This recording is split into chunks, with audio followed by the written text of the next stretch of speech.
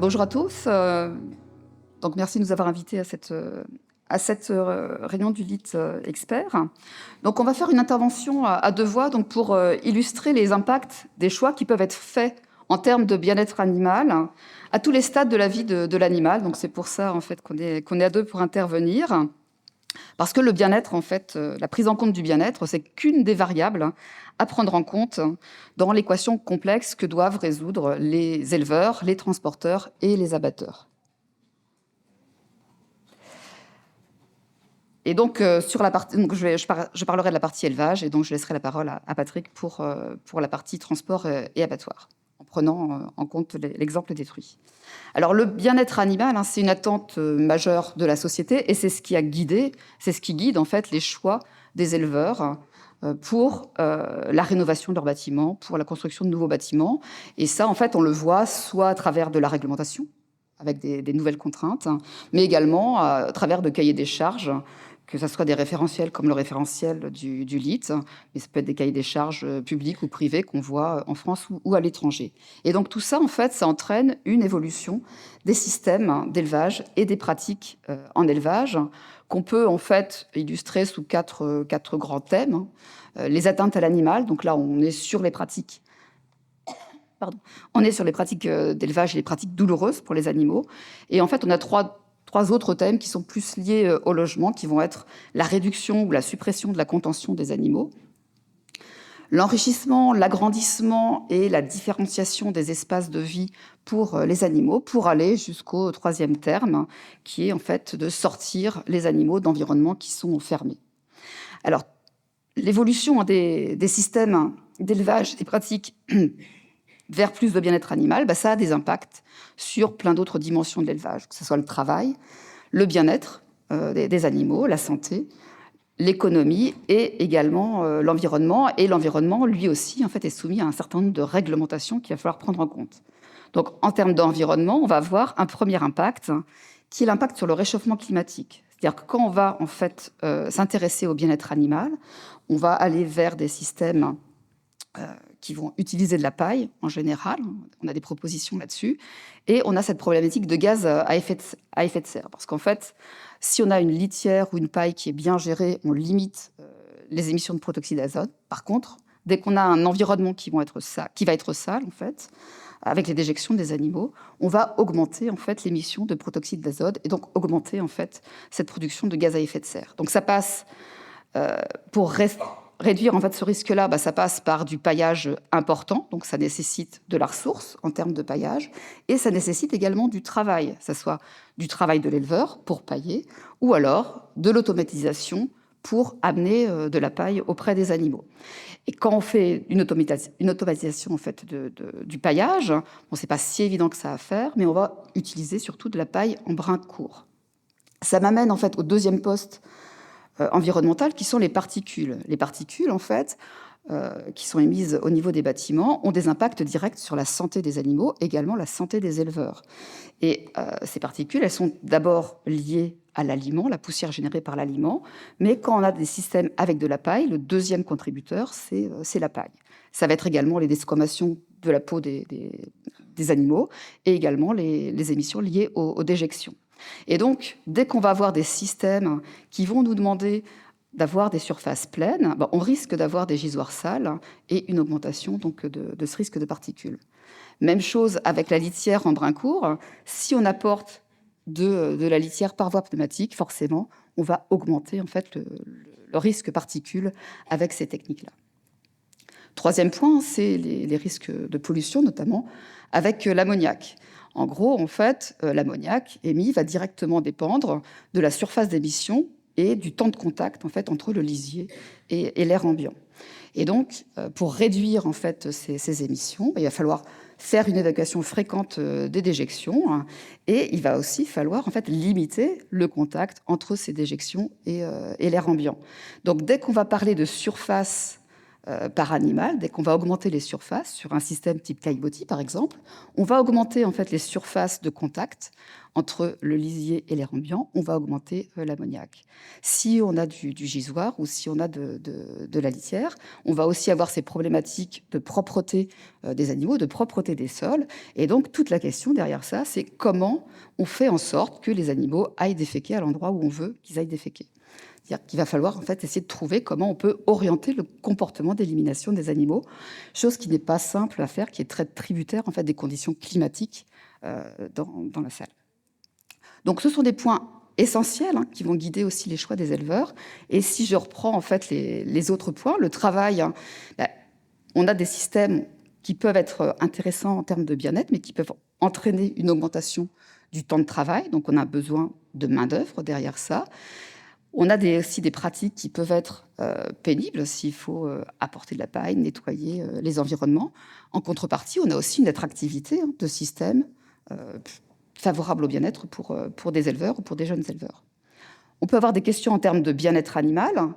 Quel bien-être on peut attendre suivant les stades concernés? Normalement, on met en place des pratiques pour favoriser le bien-être des animaux. Encore faut-il que ces pratiques mises en œuvre le soient correctement pour ne pas affecter le bien-être. On peut avoir des impacts sur la santé, donc j'en ai déjà un petit peu parlé, à la fois la santé des animaux, mais également la santé des hommes, et sur l'économie, bien sûr, avec des problématiques d'investissement. Mais une fois qu'on a investi, il faut faire fonctionner les systèmes. On a des systèmes qui peuvent être gourmands en intrants, et on peut aussi jouer sur le résultat technique qui va en fait aussi affecter l'économie de l'élevage. Donc on voit en fait qu'il y a un certain nombre, il y a beaucoup de dimensions à prendre en compte, et donc je vais vous illustrer en fait un peu ça avec la problématique sur les maternités. Alors actuellement, les maternités, qu'est-ce que c'est en production porcine?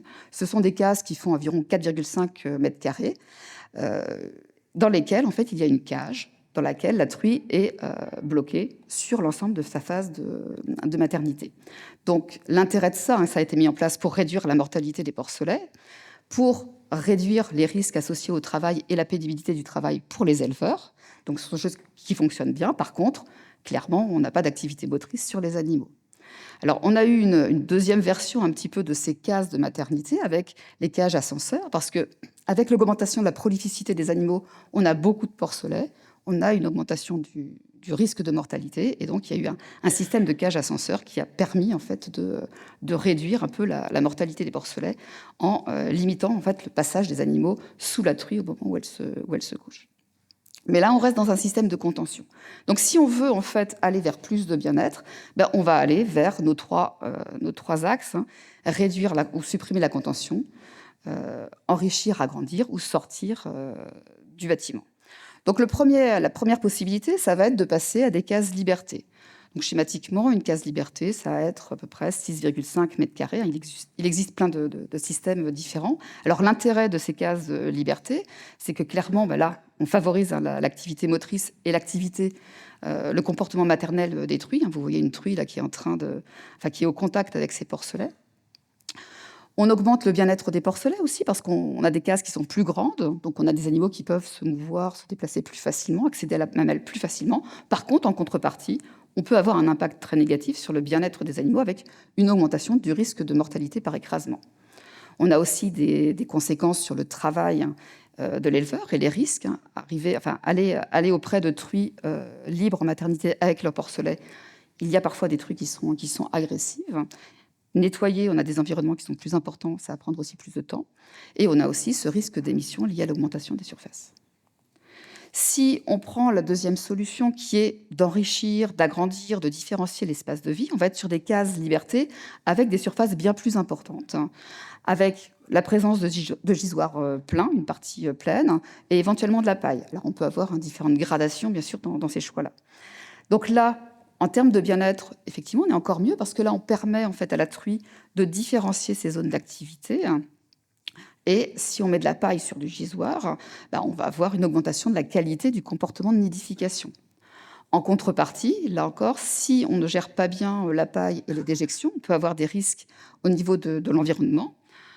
On a une intensité de travail plus importante, avec le nettoyage, l'apport de la paille et le nettoyage par les éleveurs, et une augmentation du risque santé, parce que dès qu'on va avoir présence de gisoires et potentiel de déjection, on a des risques de contamination via les déjections. Troisième possibilité, ça va être de sortir. Donc, ça va être de l'élevage en courette, comme vous voyez sur la photo, ou carrément du plein air. Donc là encore, quand on va partir sur du plein air, par exemple, là, on a un environnement qui va être très riche en stimulation. Par contre, on n'a aucune maîtrise, en fait, en termes d'émissions, de pollution. On gère difficilement les déjections. On a des risques santé qui peuvent être plus importants, avec des risques au niveau de la biosécurité qui va être plus difficile à maîtriser, et également des impacts sur le bien-être, je dirais, de l'éleveur, pas des animaux, et le travail, avec des aléas climatiques. Alors ça peut affecter aussi les animaux, du moins les animaux jeunes, en cas de température trop froide, ou les truies, en fait, en cas de canicule. Donc on voit bien, en fait, que là aussi, en fait, on a des bénéfices et des impacts négatifs. Alors le dernier impact que je vais illustrer là, c'est la conséquence économique. En cas standard, vous passez de 4,5 à 6,5 mètres carrés. Donc il y a plusieurs possibilités pour un élevage, soit d'investir à neuf. Et donc si on investit à neuf dans une maternité liberté par rapport à une maternité standard, c'est 36% d'augmentation du coût d'investissement, quoi. Donc une augmentation très très forte. Par contre, on construit à neuf, on maintient le cheptel. On peut avoir une autre alternative, c'est de se dire, on passe aux cases liberté, mais on rénove dans l'existant. Si on rénove dans l'existant, ça veut dire que comme on augmente les surfaces, on réduit le nombre de truies, on le réduit de 31%. Donc par rapport à de l'investissement neuf, l'investissement est plus réduit, c'est 31% en moins par rapport à du neuf.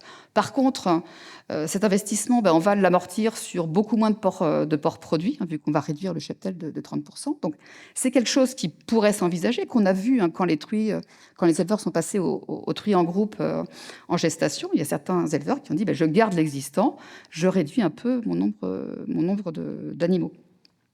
Et on pourrait très bien l'avoir, en fait, sur les truies. Dans une problématique, on a dit, de transmission, en fait, de diminution du nombre d'éleveurs, des problématiques de transmission, donc des éleveurs qui vont se dire, voilà, je ne sais pas si je vais pouvoir transmettre, donc je passe simplement à une version basse qui est la rénovation, en fait, de l'existant et la diminution de cheptel. Donc si ça peut s'envisager effectivement au niveau individuel, les impacts forcément au niveau national sont très très importants, avec une réduction drastique de la production française qui est, comme on l'a vu ce matin, juste autosuffisante. Donc forcément, on aura quelque chose qui sera à mi-chemin entre de la création et de la rénovation, mais de toute façon, on aura une augmentation des coûts, un impact certain sur la production nationale. C'est ce qu'on voit en Allemagne, où ils ont dit, voilà, on va changer les systèmes d'élevage. On a une dégringolade du cheptel truie en Allemagne.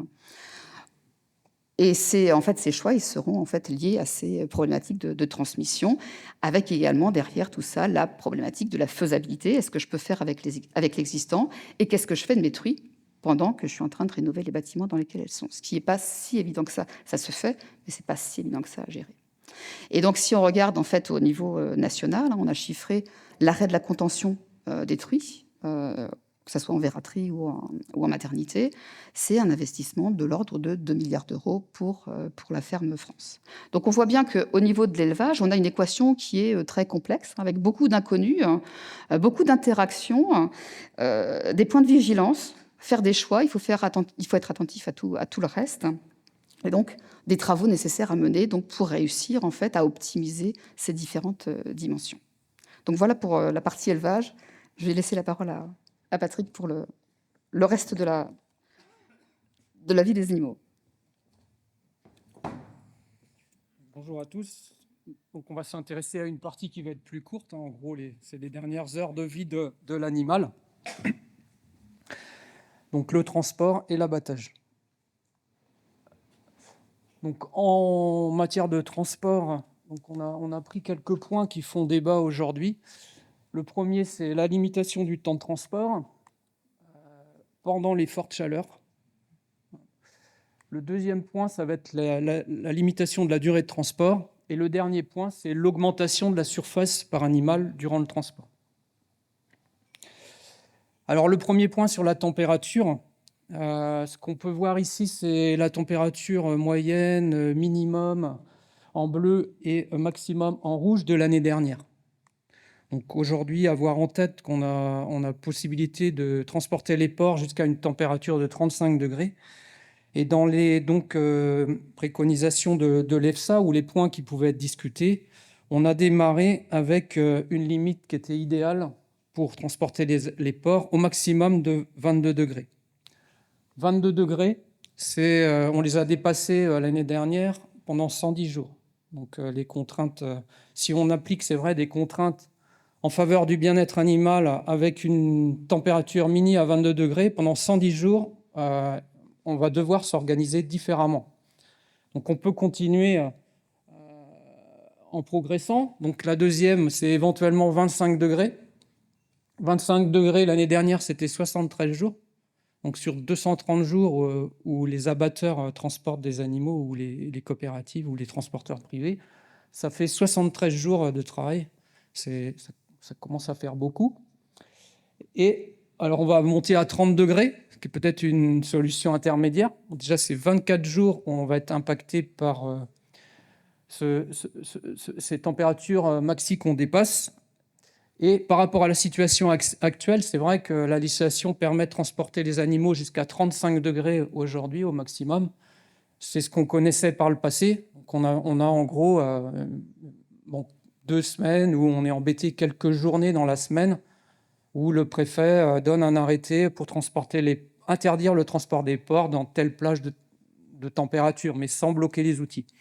Donc vous voyez bien que dans les discussions, cet aspect de température, c'est vrai que dans l'idéal, c'est vrai que les animaux sont beaucoup mieux à plus basse température, mais partir de trop bas en température maxi pour transporter les porcs, ça nous bouscule quand même sérieusement toute la filière, pas que française, hein. Faut imaginer l'Espagne ou d'autres pays plus au sud. Pour eux, c'est vraiment une remise en question forte de toute l'organisation du transport. Donc les conséquences de tout ça, ça peut aller jusqu'à l'arrêt du transport l'après-midi, parce que c'est vrai qu'on transporte quand même majoritairement les cochons aux heures les plus fraîches. On a cette habitude-là. Les gens ont bien vu que les cochons étaient un peu stressés, que ça se transportait mieux la nuit aux heures les plus fraîches. Et on commence l'abattage souvent à 5 heures du matin, donc pour bénéficier de ces heures fraîches. Mais dans un cas présent, 22 degrés au minimum, on en a 110 jours, c'est énorme. Donc, on va avoir des problèmes pour mobiliser plus de moyens de transport sur des durées plus courtes. Donc ça veut dire qu'il faut qu'on achète des camions, et puis surtout avoir des transporteurs qui sont prêts à rouler plus la nuit. Donc c'est pas évident. On est un métier en forte tension au niveau des transporteurs, comme au milieu de l'abattage. Tout ce qui est manipulation des animaux, ça n'attire pas vraiment les jeunes. On a des passionnés, mais quand il faut les mettre vraiment dans le métier, il y a aussi beaucoup d'échecs, des gens qui démarrent et puis qui arrêtent, parce que c'est quand même assez dur, ces métiers-là. Des investissements très conséquents à prévoir. On a comptabilisé des investissements très importants en camions pour pouvoir assurer ces heures de ramassage plus restreintes. Un autre point donc, qui est la limitation des durées de transport à moins de 8 heures. Donc ça, c'est un point qui nous impacte beaucoup parce qu'on a des animaux de réforme en France qui sont exportés. On a un pourcentage assez élevé qui sont à plus de 8 heures. On est un peu en sous-capacité, ou enfin, la filière est organisée aujourd'hui avec un transport d'animaux de réforme à l'export, en fin de compte. Donc ça nous obligerait quasiment à créer un nouvel outil. Donc un nouvel outil, c'est une centaine de personnes, c'est un site. Ça ne va pas se faire comme ça en claquant des mains. Il faut une volonté aussi de la filière. On ne fait pas des choses comme ça. C'est des investissements, c'est des discussions, c'est des marchés qu'on bouscule. C'est possible, mais ce point-là est à voir. Il y a aussi 4 à 5 abattoirs qui sont dépendants de transport de plus de 8 heures, entre 15% de leur appro et certains jusqu'à 35-40% sur notre territoire national. Donc, en gros, on a des abattoirs du sud de la France, on va dire, voire un petit peu au centre-est, qui sont dépendants d'approvisionnement du Grand Ouest. Réduire cet appro, honnêtement, c'est condamner ces outils-là, hein, parce qu'économiquement, ils seront plus rentables, en fin de compte. Mais bon, il n'y aura pas effectivement que les 100 à 200 personnes qui y travaillent, mais il y aura aussi les filières associées qui sont à proximité, les salaisonniers, etc. Donc, voilà, il faut. Bon, souvent, c'est des transports qui se font sur le territoire national, hein, ce sont des outils français, qui ont souvent en moyenne plutôt 15, 16, 20 heures de transport pour certains, qui dépendent vraiment de cet appro du Grand Ouest. Un autre point, ce sont quand même, on brille par notre génétique en France. Et limiter les durées de transport à moins de 8 heures, on va se priver aussi de ressources sur l'export de nos génétiques. Ça mettra même en difficulté certains pays qui sont producteurs, hein, comme l'Espagne ou d'autres pays qui importent beaucoup de reproducteurs de la France. Donc ça a une bonne valeur génétique. Ça contribue à notre balance. Ce sont des transporteurs aussi qui sont organisés avec des camions équipés, avec des ventilateurs, des litières, de l'abreuvement, le GPS, etc. Bon, quid de cette organisation et de ces métiers.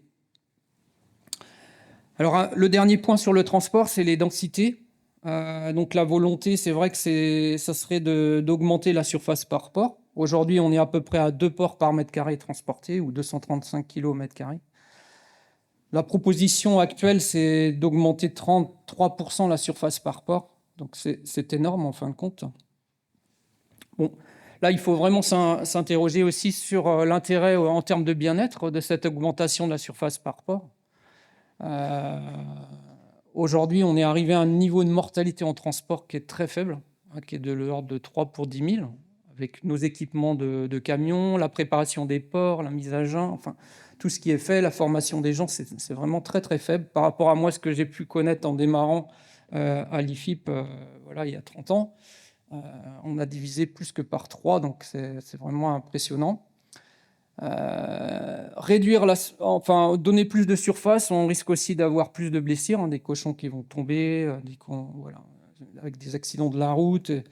Donc pour nous, c'est pas vraiment justifié cette augmentation de surface. Il faut vraiment que ce soit justifié, quoi.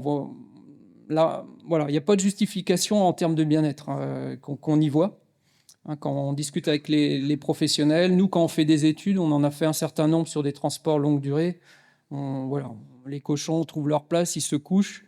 Leur donner plus d'espace, peut-être sur des durées, pour de la génétique, où on va mettre de l'abreuvement, de l'alimentation, peut-être à discuter, mais pour des transports vers l'abattoir, je vois vraiment pas l'intérêt. L'autre point, c'est l'augmentation du nombre de camions, encore une fois. Donc là, on impacte fortement le nombre de camions. On a compté, il fallait 84 camions de plus à l'échelle de la France pour ramasser nos 23 millions de cochons annuels. 84 camions, juste pour vous dire, un fournisseur, le fournisseur essentiel de camions en Bretagne, il sort un camion par semaine. Là, il a du boulot pour un moment, hein, sans compter le renouvellement habituel. C'est 168 chauffeurs de plus qu'il va falloir trouver, alors qu'on a déjà du mal à garder nos chauffeurs. Donc c'est une vraie problématique. L'augmentation de l'empreinte carbone, qui est pas justifiée, c'est 6 000 tonnes d'équivalent de CO2 en plus. À l'échelle de la France, il faut voir que la France, c'est que 10% des cochons en Europe, donc vous multipliez encore par 10 pour avoir l'impact carbone. Donc voilà pour la partie transport. On peut quand même discuter et revoir certains points. Alors au niveau de l'abattage, donc les dernières minutes.